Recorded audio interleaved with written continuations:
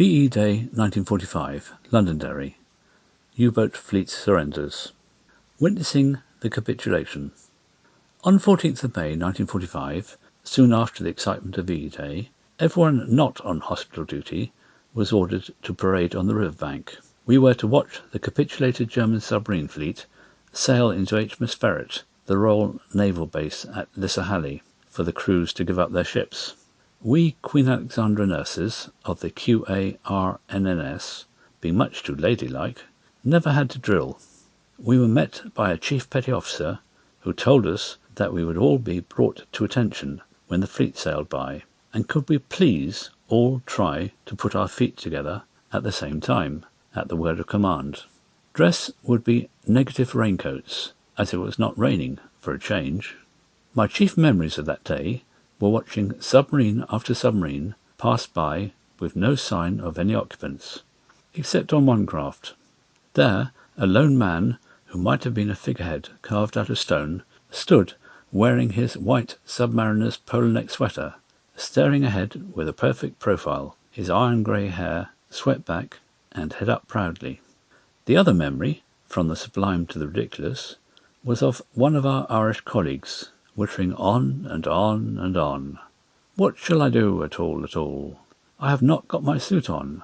I never thought it would be negative raincoats. If I take off my coat, they will all see I have on my dress and the white apron still on, ad infinitum. However, I do not think that the sight of her added too much more to the defeated Germans' woes.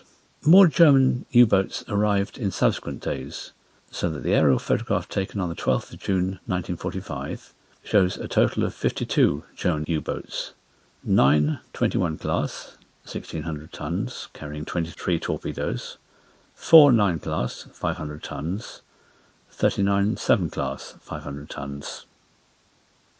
Arrival of the German patient. When I returned to hospital duty after tea that day, already a German sailor with suspected appendicitis was expected in my ward. This was at a time when fresh horrors were being discovered daily, along with reports of the conditions in the German and Japanese prisoner of war camps. Many of our patients were vociferous about what they would do or would like to do to the expected German patient. He was duly admitted and proved to be a very young man of 18, who was very nervous and frightened looking. I was sorry that I spoke no German, as he looked so alarmed when I had to give him his pre-op injection. I feared he might think I was taking revenge. Before I had to go off duty, I asked the other patients to be kind to him and not to harm him in any way, but I need not have worried. Next morning, this German patient was completely invisible, surrounded by all the up patients, his former enemies. They were clustered around him, that is, those who could not sit on his bed.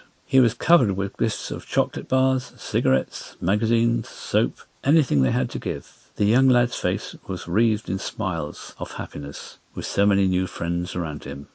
Unfortunately, it turned out that he had a form of TB and not appendicitis, partly, no doubt, due to the poor nutrition so many young Germans had suffered. The German government's catchphrase then had been "guns before butter." I have always hoped he may have survived. That is an extract from Hemiot Memories, Eyewitness Accounts of Life during World War II, 1939 to 1945, and that is from Volume 1.